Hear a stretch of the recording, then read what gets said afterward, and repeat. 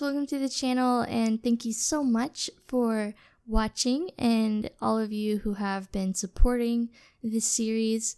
I really love it. I love history. I love researching things about architecture and just in general. I just like knowing things.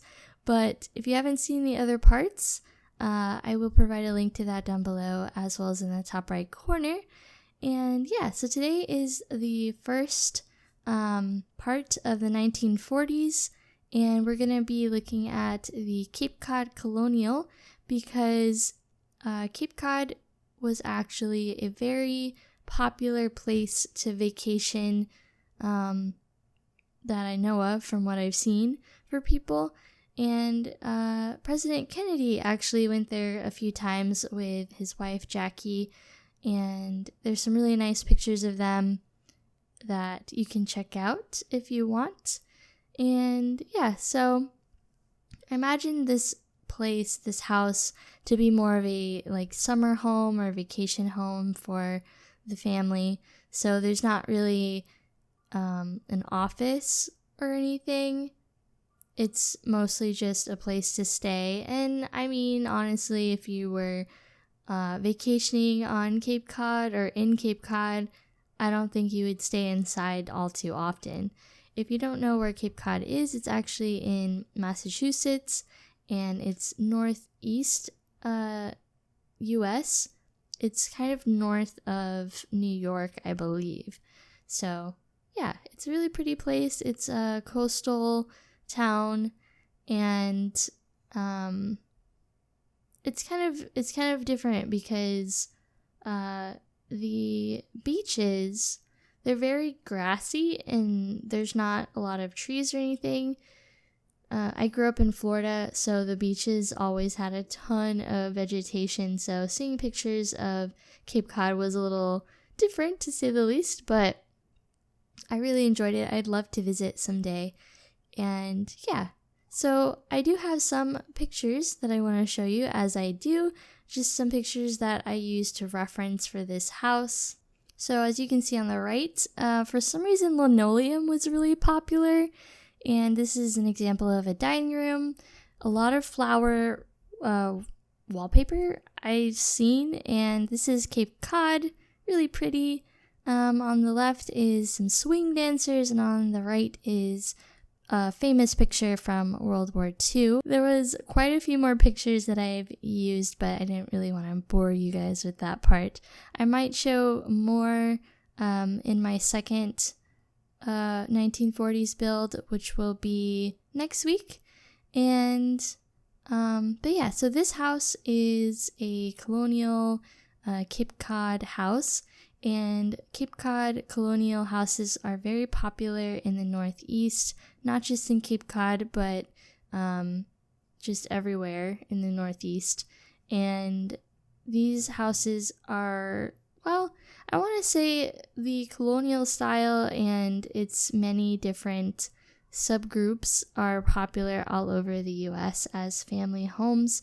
They're very functional, and I don't know, something about them is just really nice. And they kind of scream family to me, at least for me anyway, because I'm American. But yeah, so some facts about the 1940s. So obviously the 1940s was a very crucial time for many Americans because that's when World War II started.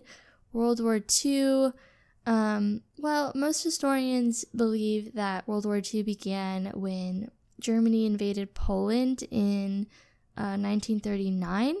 Others say it started when Japan invaded Manchuria? I'm not sure if I'm pronouncing that correctly, but when they invaded there in September of 1931. And also some scholars suggest that World War II is actually a continuation of World War I with a small break in between. So people can't really agree when it started, but after the sneak attack at Pearl Harbor, President Roosevelt searched for a bulletproof car. However, because government regulation prohibited spending more than $750 to buy a car, the only one they could find was Al Capone's limo, which had been seized by the Treasury Department after he was arrested for tax evasion. So FDR was like, well, I hope Mr. Capone won't mind. That's one of my favorite stories from this time period.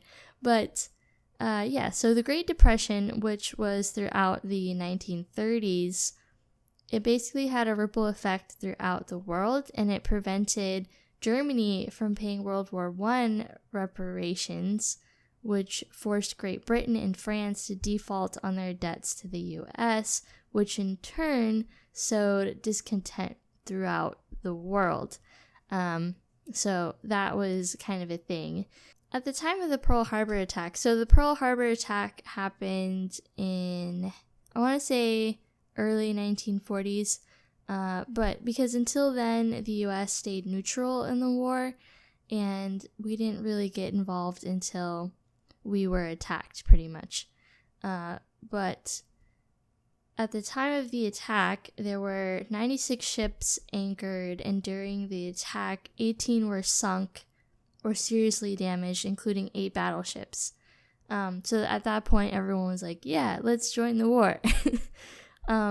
Interestingly, the swastika is actually an ancient religious symbol, and it derives from the Sanskrit name for a hooked cross, which was used by ancient civilizations as a symbol of fertility and good fortune, which has actually been found in the ruins of Greece, Egypt, China, India, Japan, and Hindu temples. So the swastika wasn't always a symbol of fascism and Nazis.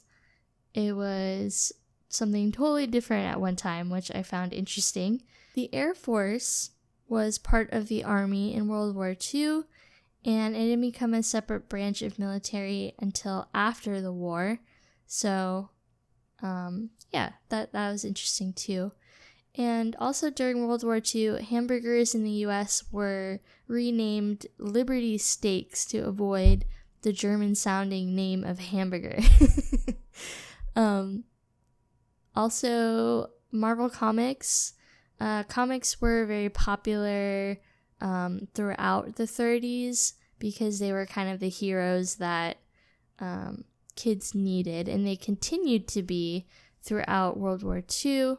But Marvel Comics introduced superhero Captain America in 1941.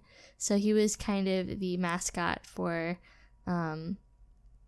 propaganda in a way, trying to instill nationalistic type sentiments with the kids. Like, yeah, America's awesome. We have Captain America.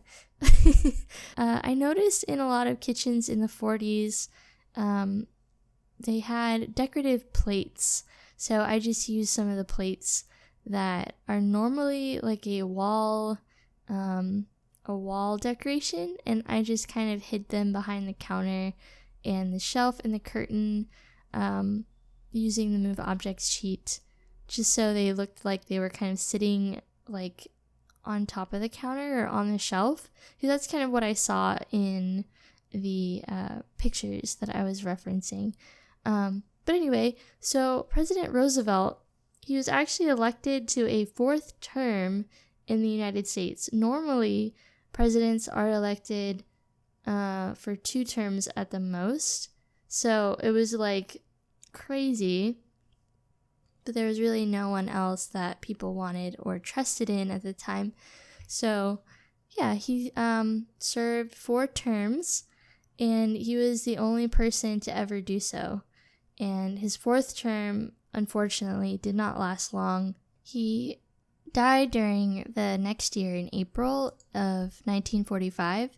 1945 is when the World War II actually ended, as Allied and Soviet forces made their way towards Germany, liberating concentration camps along the way. So a lot of people believe that World War II kind of lasted throughout the 40s, but it was really from the early 30s to mid 40s. So yeah, there's that. And as far as what people wore and what they did, practicality was kind of at the forefront of everyone's minds. Even if you were more rich or had more means, only because a lot of the things that would be used to make clothing or toys or furniture was being used for the war effort, like rubber and steel and cloth or linen. So clothing especially was just basically meant to cover the body, and skirts got shorter, and it was designed for busy men and women involved in fighting or working during this time. And during the early 40s, to aid the war effort, very few toys were actually sold. One, because men were off fighting in Europe and Japan, and two, anything that could be used to make toys was needed for producing things for the war, as I said before.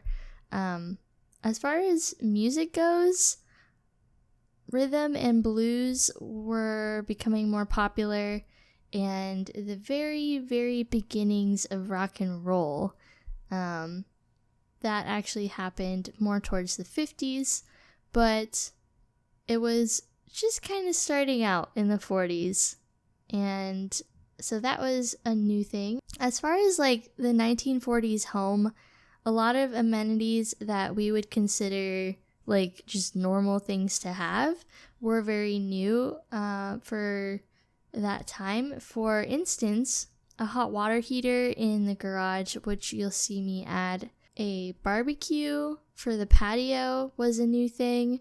A double garage was a new thing during this time. A heating system would be included in the sale of homes, and the exterior of a home during this time was often red brick siding, and the interior was often hardwood or linoleum was the new thing at the time, because it was easier to clean and it was cheaper than tile or wood. And other things in the 1940s home included a newly installed roofing system, kitchen cupboards, spacious rooms, and a thermostat to control the heat and cold, so air conditioning. That was all new to them in the 1940s, which is crazy to me because you think of having AC or a water heater or even a barbecue on your, back porch. That would have just been crazy to people back then, but now it's just so commonplace. And so yeah, that's cool. As far as the style of the Cape Cod home, it's really loved by a lot of Americans, and it's a colonial revival style. It's a lot plainer in ornamentation than many other colonial styles. The Cape Cod was ideally suited to young couples starting out, and it being a summer home, they found favor across the country for being affordable. They're very affordable houses, so they're good family homes, and especially that was the case during the Depression years, which was from 1930 to 1940.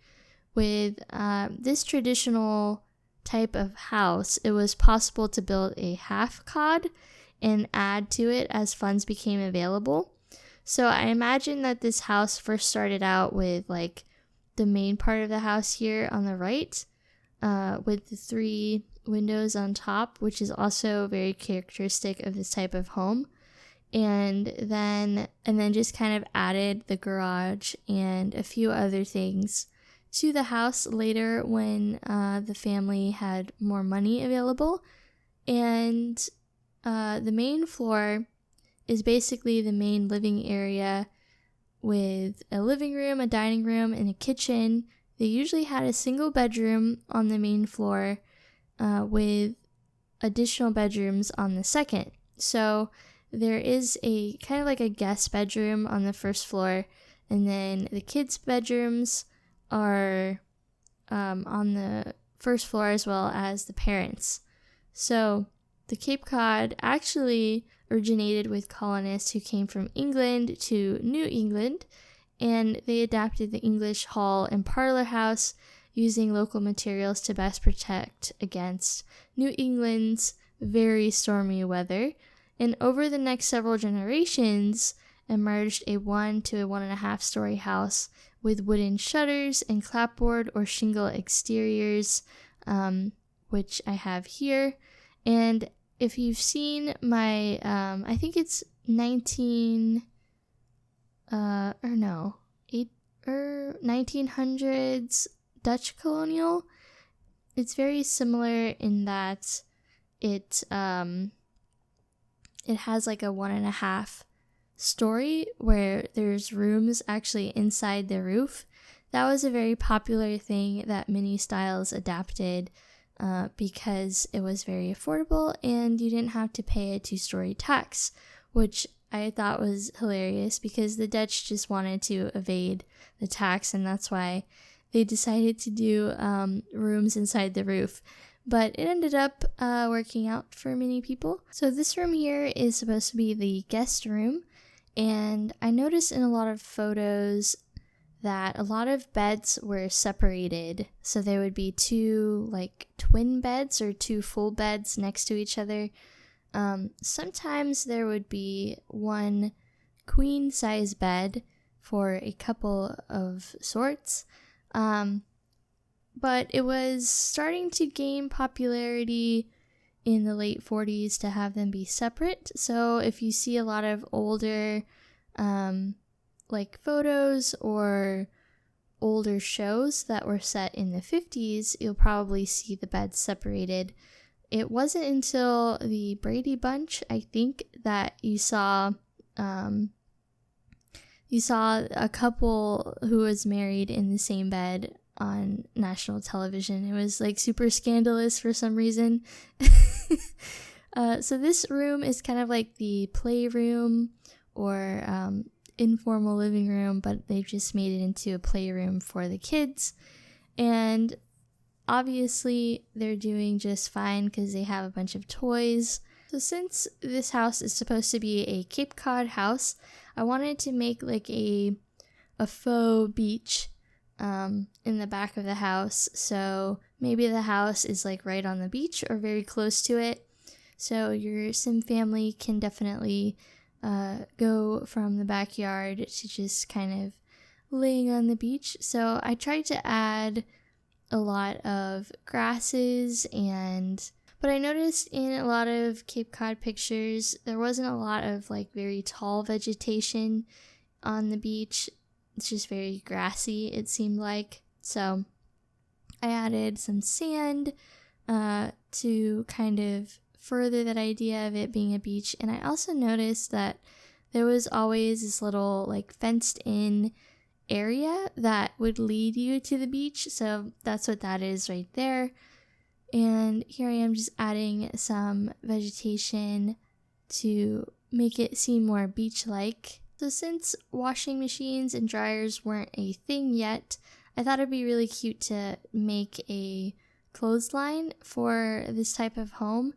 And I didn't really know how to do it at first, and this was the best way I thought to do it. So I just basically used 2 columns, and I used these hanging towels and the metal slats that I think it came with Get Together, but I just kind of hung 2 towels on each side, and then I started hanging like the robes and some other stuff on there at different sizes, just so it would look like it was different stuff being hung on there. Because I imagine that, you know, you're in a nice coastal area and the breezes would dry your clothes really quickly, I think. So I thought this was kind of a cute idea to add to make it a little more realistic. So this room is the son's room, and I ended up changing the linoleum on the floor there to a more bluish color. And I was curious to know if blue and pink were a thing during this time, like for boys and for girls, and it actually was. So in 1927, Time magazine printed a chart showing sex-appropriate colors for girls and boys according to leading U.S. stores. And in Boston, Fellines told parents to dress boys in pink, and so did Best & Co. in New York City, Hales in Cleveland, and Marshall Field in Chicago. They also agreed. So in the 1940s, manufacturers actually settled on pink for girls and blue for boys. So a lot of baby boomers were raised with wearing these two colors, because that's kind of how corporate America told people to dress. So that's where that came from. So a lot of what's in the boys' room here will be considered masculine in a way. So a lot of blues, a lot of greens. Gender neutral colors didn't happen until the 60s, when women were trying for equal rights. But yeah, so as you saw there, I tried to do like a little railroad on the floor. Unfortunately, I couldn't make it a circle or an oval even, otherwise it would have taken too much space in the room. So we'll just have to pretend that it's round. And yeah, I really like how his room turned out. I noticed in a lot of pictures of boys' rooms and, well, kids' rooms in general, they had cabinets in their room instead of like a dresser or something like that. So now we're going on to the sister's room, and it may look really garish, and let me tell you, it does not get any better. For some reason, the 50s and the 40s were very, very garish in terms of color combinations and how things were arranged. So yeah, so be prepared. I don't actually approve of some of this stuff. I was just trying to make it look accurate. But yeah, so this room is the parents' room, and they like a more traditional, subdued look. And I was also trying to go for a more coastal look as well, since it is Cape Cod. When I do the family home next week, it's going to be more towards the late 40s, I think. This was, in my mind, still early 40s. So you'll see in a second, when I start working on the bathroom, it's still very much Art Deco inspired. And yeah, because, you know, styles tend to overlap in decades sometimes, which happened for Art Deco. Choosing this beautiful orange and green wall tile. And bathrooms actually looked like this back in the day. If you're ever curious, you can look up 1940s bathrooms, and you will be amazed at some of the stuff that was popular during that time. Very, very garish, as I said before. Also, sinks attached to the wall, but not necessarily have like a pedestal, were popular. So that's what I was trying to go for with these sinks. Unfortunately, we don't really have any sinks in the game that makes sense for what was popular during this time as far as sinks go. But yeah, but we're almost done with the build. Thank you so much for watching, and I am excited for next week. Yeah, I really enjoyed this one, and as I said before, I just love the 40s. But yeah, so thanks again for watching, and I will see you next time. Bye!